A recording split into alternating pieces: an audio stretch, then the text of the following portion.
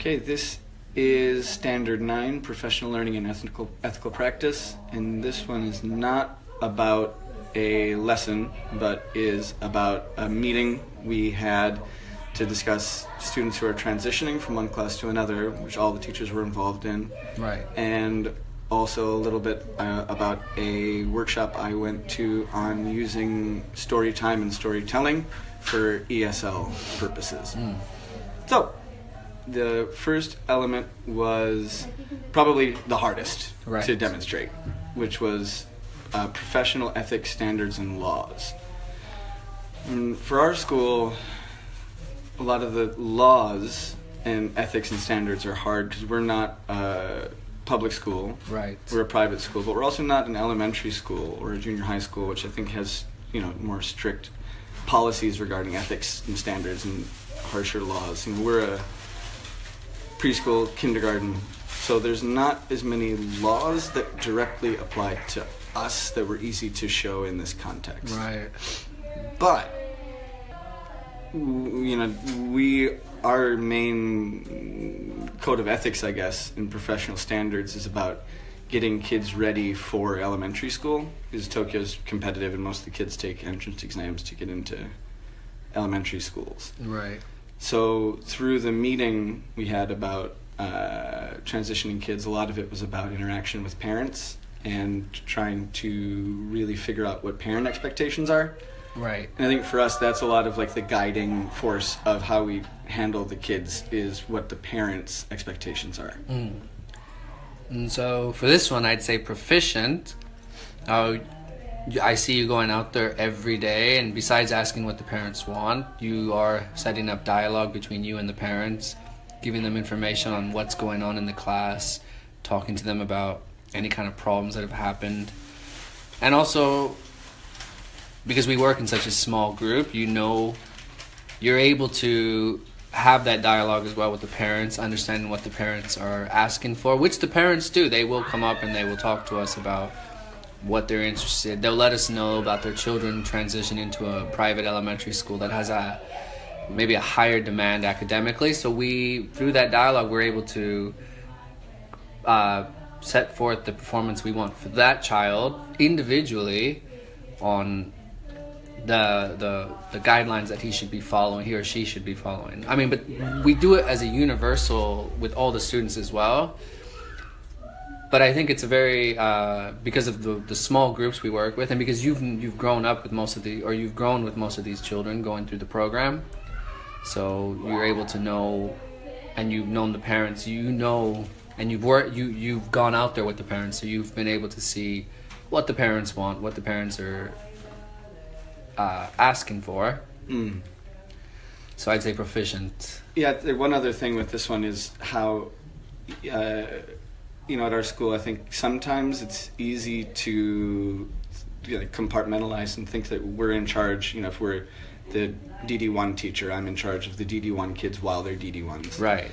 But the more we have meetings for transitions, the more for maybe the Missy teacher who teaches the youngest kids. Right. They still probably have a lot to say when that kid is a Robbie or a Dee when they're growing up. So they have a lot of input, and that gives them more impetus. The more meetings we have, the more impetus they have to kind of treat the kid as still their student. Right, and we've done that also, like throughout the year when the kids were transitioning from the junior level up to the next. You did talk to the teachers asking about problems or any kind of things that needed to be addressed. And the other way it works too, the more we as the teachers for the older kids get involved when they're young, the easier those transitions are, and the more we know the kids before they come to us. Yes. So I guess as kind of like our school's code of conduct and practice, the more we treat all the students as our students, not just students we're directly teaching, right, the more it benefits the students. Right. I suppose. But again, that was a hard one to get demonstrated in this one. The next was understanding of cultural, ethnic, gender, and learning differences. So reflecting on personal biases and accessing resources to deepen understanding of cultural, ethnic, gender, and learning differences to build stronger relationship with students and parents and create more culturally relevant learning experiences. Right. So I think this kind of has two parts. The first was one of the reasons why I wanted to go to a workshop on storytelling and story time. And they mentioned it and talked about it in the workshop, is that books are a good way for students to access other cultures and other points of view. So whether they be ethnic, cultural, gender, or about learning differences, books are a good way for kids to put themselves in another person's shoes. And most of our kids right now, especially, are pretty, ethnically homogenous. They're all pretty much the same. Right. So story time can be a good chance to let them think about how other people see the world. Right. And a lot of our themes, we focus that a lot on our themes too, the differences of Christmases around the world, introducing Thanksgiving, what it means, and we talked about the story, the Pilgrims and the Native Americans. I think throughout the year, within our themes, we do a lot of cultural introductory samples to the children, even the most small things like toys from around the world. Gender too, dolls aren't just of for course, girls. yeah. A boy can play with a doll. Right. We on multiple times we've emphasized that. I think with princesses as well and stuff. Like if the little boy likes the princess, we don't reflect that as a negativity, but we give them a positive reaction to it. Well, princesses can be fun or something. We talk to these kids about that. I don't think we've ever. Yeah, we don't really do any kind of gender bias, I guess is the word. No, or at least try to avoid or keep it neutral. We keep it neutral throughout. And I think for us, a lot of the things that the kids are learning, this is the first time they'll really be, either really thinking about a lot of these concepts at all, or at least definitely in an academic setting. Right. So we do need to be careful all the time about how it's framed, because it is, for most of the kids, the first time it's being introduced to them. Yes. So we might be setting them up for the rest of their life. Right. So I think, the storytelling is a good resource to kind of keep expanding that in our classroom, even though we do kind of try to keep it, at the forefront all the time. Right. Interactions with parents too, communicating with the parents about what we're doing, what our expectations are, kind of some of the things that come up in conferences and like transition time. Right. So with the meeting, I think are also pretty relevant to this one.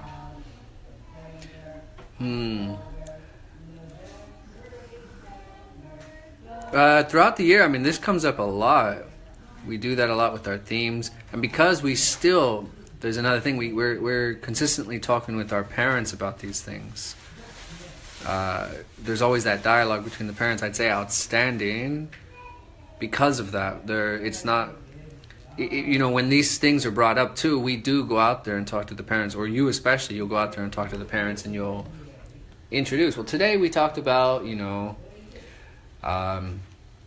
what was a good one? Like we talked about jobs from around the world, I think. Sure. Yeah, and you went out. Whether it's just, I can't come up with one right now. I'm trying to think, but you do go out there and you talk to the parents about, we talked about this from around the world, this so-and-so example.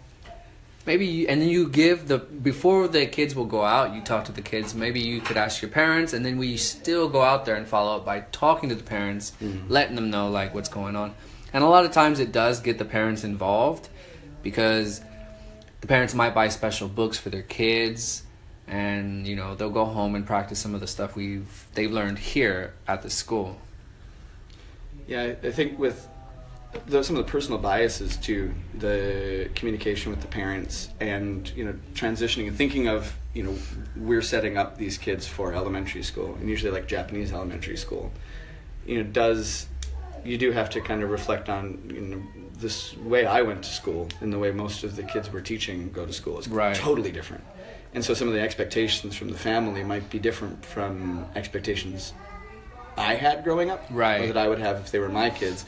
So talking to the parents a lot and really thinking about what kind of planning that parent has for that kid's future. Yes, definitely. Helps you kind of go like, okay, I got to remember I'm working for these parents and these kids. Right. And if they have expectations, those are the expectations I kind of need to live up to too. Right. Even if they're not ones I hold personally. Right. The next element was responsibility for learning. taking responsibility for student learning, using analysis and reflection to improve student learning. Again, I think this goes back to the, kind of trying to have more meetings about transitioning kids, and recently I've tried to make the written assessments more accessible to all the teachers.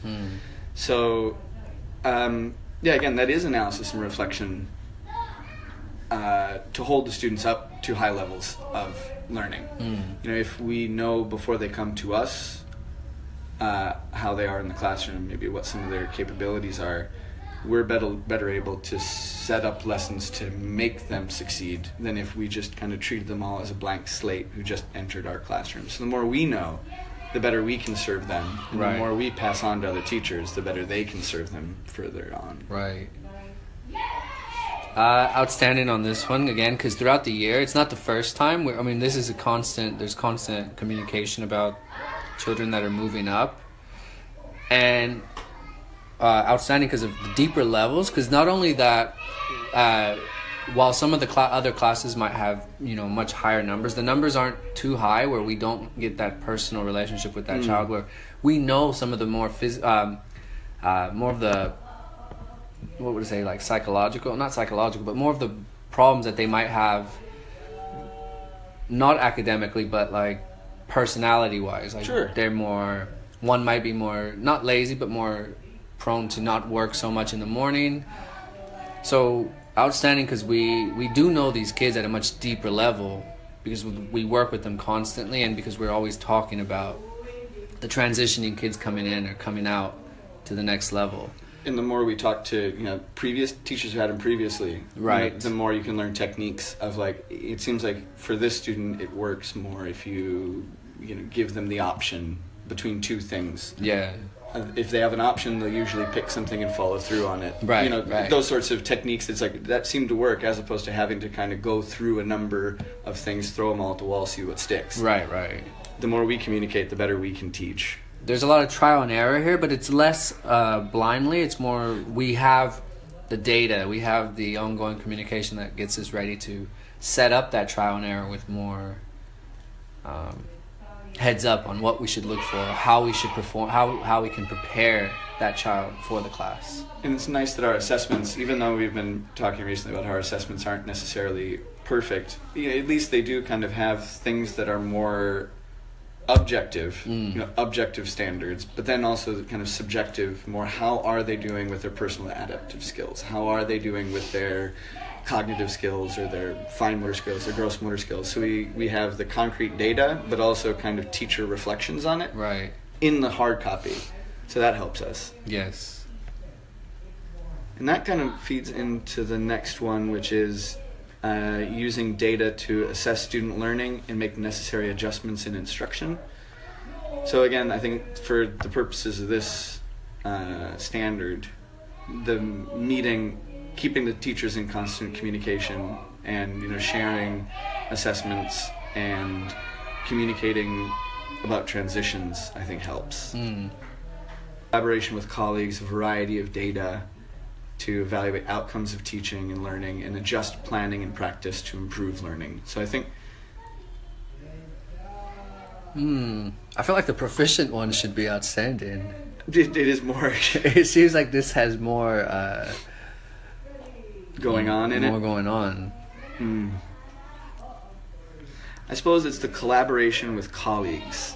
Okay, yeah. Goes for outstanding. So outstanding, because we do that. We constant collaboration. We're using talking to the teachers, talking to each other, and talking to the parents, even talking to the parents. Communication. Whether there's a problem or what would the parents like? What are the parents? Rather than just asking them to, we kind of guide them towards what they might want, because they might not know what they're looking for either. They're kind of looking for us to see what's the next step, so we can. We kind of work together on that, Yeah, and I guess the reason why I thought that meeting we did would be a good for this standard was that kind of idea of it takes a village to raise a child, right? And everybody has something to add, whether it be experience with the child, an idea and how to approach something that maybe a teacher's struggling with, but the more we all collaborate and work together, the better we're able to hold the kids up to high standards. Right. So I'd say outstanding because of that, where there is that constant collaboration with each other, there's dialogue, and then we have the hard data as well. And presently you're trying to improve the data, the way it's transferred over, so it's continuous and more available to everyone. Yeah, so hopefully, the more we do this, the better, I think. Right.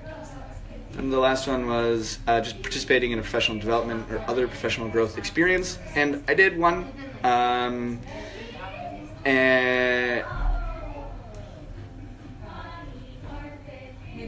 guess for the professional growth opportunity identified would be the kind of meetings, trying to schedule meetings, because we don't really have mandatory meetings about transitioning students. Right. So trying to set that meeting up for us, I think, is a professional growth opportunity for me and for everybody. Just more communication directed towards student transitions. And then I did go to the workshop on how to use storytelling for ESL, which I learned a lot of good things about. It wasn't, groundbreaking stuff, but I think it's useful for the classroom. We do still struggle, even we teach the highest level of kids, their grammar still needs a lot of polish. Right.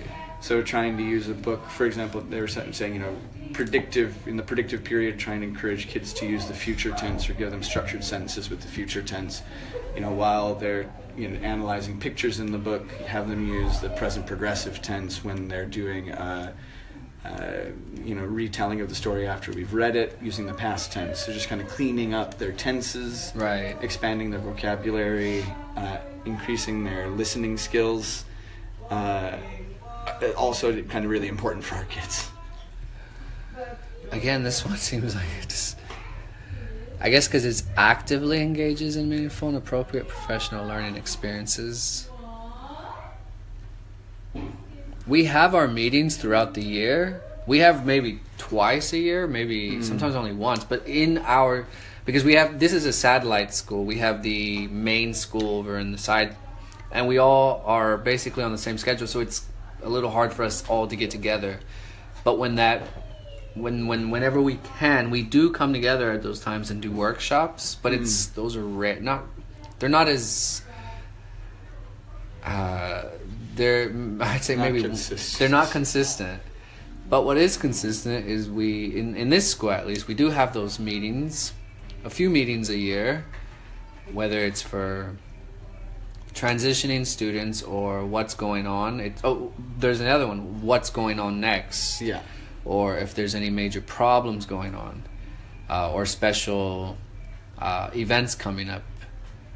So we don't have too many windows where all the teachers are free to actually talk, right? Because everyone's always teaching. So at least for this one, I tried to take the year-end period where we didn't have afternoon classes, where we could all meet to talk about the transition, which still isn't we still haven't hit it yet. So at the time, it was still a few months out.